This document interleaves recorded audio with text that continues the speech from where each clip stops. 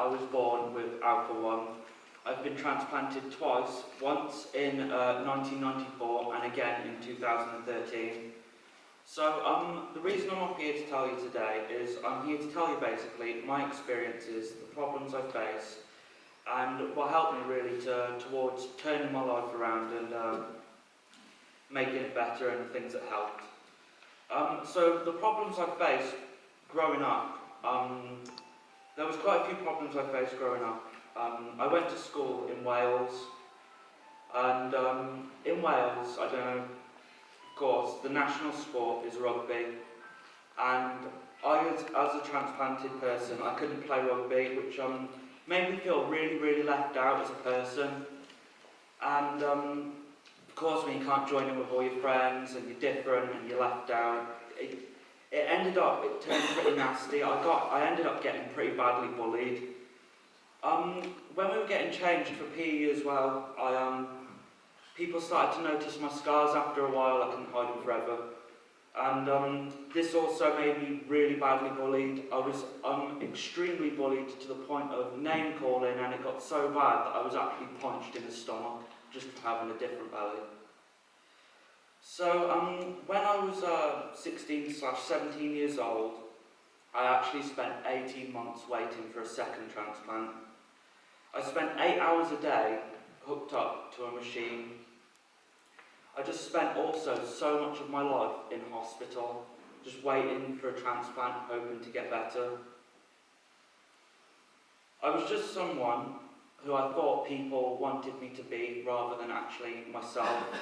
I just wanted people to like me and be my friend, and I just tried absolutely everything. I tried, listening to their music. I tried, joining in with whatever they wanted. I tried wearing different clothes just to feel like I was part of something, and it just never worked.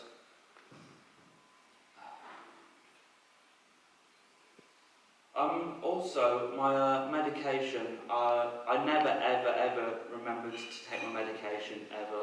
I always used to forget. Always. And it sounds terrible. My mum always had to tell me to take my medicine. I never remembered, ever. I will admit that. Also, if I ever went anywhere,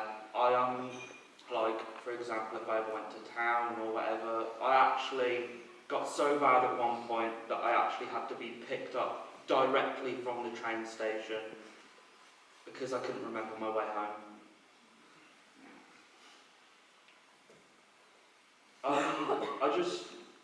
I felt so isolated from the outside world because I could never go out because I was so scared of not finding my way home. I just didn't know anything about the outside world. That was all 3 years ago. So what's actually changed? Well, going home to my friends and my family made an absolute world of difference. Also, I'm a keen footballer. I support Aston Villa, unfortunately. I'm a keen footballer, and playing in the back garden with my granddad and my little brothers, it meant that I didn't miss rugby. It didn't bother me at the time then. Also, my granddad and my dad had taught me how to fish, and I go fishing, and it relaxed me so much.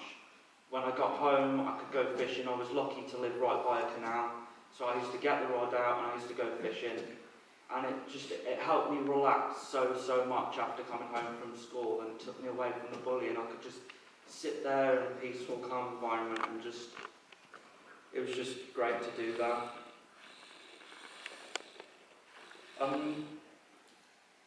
So also, obviously, my transplant changed everything too. I was stuck on a tube all the time while I was waiting for my transplant.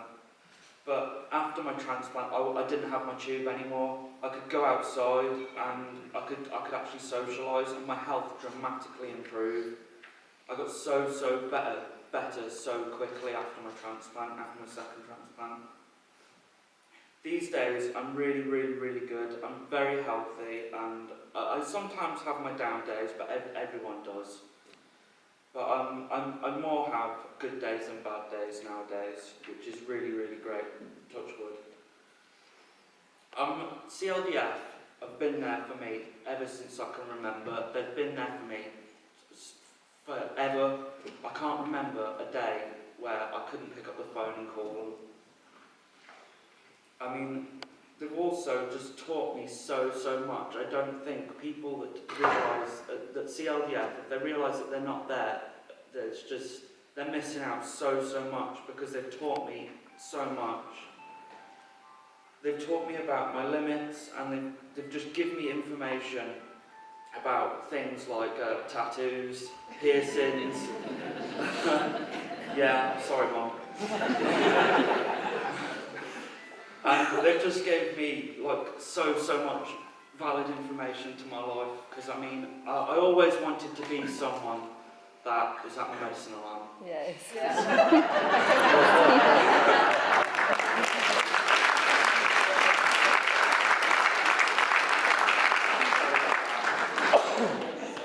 Yeah. I don't know how to turn Do you want to turn it off? I don't know how to Get the phone out and turn it on.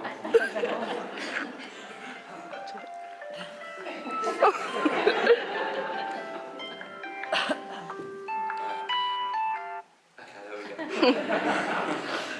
But yeah, like, CLDF have just taught me so much about myself, and like, I didn't know anything before, and now I feel like I know myself now. I just felt like I was trying to find myself for so long, and it took me until I was basically 22 years old to find out who I am. Yeah, also, unfortunately, I'd like to have more tattoos at the moment, but I can't, because I'm about to start a career, so hopefully, maybe eventually one day, but probably not. Yeah. CLDF have also, of course, as you know from Talk, Tell, Transform, they've helped me meet so many great people. Some are in the crowd and some unfortunately can't be here, but they will honestly be my friends for life, and I feel like I can relate to them so much. Like, obviously, when I was isolated, I just had no friends because nobody wanted to be friends with a kid with a scar on his stomach. Like, but now, coming here, Talk, Tell, Transform, CLDF, it's just, I've met so many great people. And especially when I went on Talk, Tell, Transform, I felt understood. I didn't feel strange. Like, I felt like if I was to tell a normal person about me, they'd be like, oh, okay. But if I was to tell somebody else and they actually felt the same, it was so good to hear, because I didn't feel so stupid then. But yeah, also just like we have had great things in common as well. It made me feel great to feel part of something, and it made me feel normal, which it may not seem big, but it really is so crucial and great, because if you don't feel normal, then you're going to feel miserable. Well, I was anyway. I mean, it just helped me to meet these people and share our problems. But yeah, now I see my scar as a beautiful thing. I love my scar. I mean, I wouldn't be here without my scars. I've had 2 transplants. I've got 2 massive scars on my stomach, and I absolutely love them to death. I would not be here without them. But 3 years after my transplant, now I'm looking to get back into full-time work after unfortunately being out for so long. I did try to get back into full-time work very quickly after my transplant, and it failed dramatically. I became slightly poorly again, and I had to quit my job. But now, as I've got a better understanding and things, I'm looking to get back into a full-time career, as well as, of course, volunteering for CLDF when and as they need me. I've also just moved out with my ever-loving better half, and it's wonderful for me, because I didn't ever think I'd be in a relationship, but we're going strong now. Just moved out, and it's going great. Touch wood as well. Yeah. But yeah, the medication thing, as you've heard, is a huge pain to remember, and if you've got a terrible memory like me, or you're just extremely busy, CLDF have taught me to use a smartphone clock to remember my medication, which has been a godsend to me. I don't think I'd be here without it, to be honest. CLDF have taught me that, and of course it helps me every day. I take medicine 3 times a day, and I take a hell of a lot of medicine, and it just is a massive weight off my mind to just wait for my alarm to go off and then take them as I'm going to be done. So yeah, it's been a long time since I've been poorly now from not taking medicine, touch wood. If I had one wish, it would be to get involved with CLDF a lot younger, at a very younger age. When I was younger, I did know, but I don't know why, I just didn't get involved with anything. I just didn't, and I wish I did, I really do, because as soon as I did, I completely found myself, and I feel so much better about myself. I mean, if anything, if I could give any advice or any wish, I'd just say get involved as young as possible. But yeah, if CLDF shut down tomorrow, of course, I'd be left with so much. I'd be left with great friends, confidence, knowledge of my condition, which I never had before. I'd now take my medication, and I have a beautiful home with a beautiful person. So, and also I'm ready to get back into work.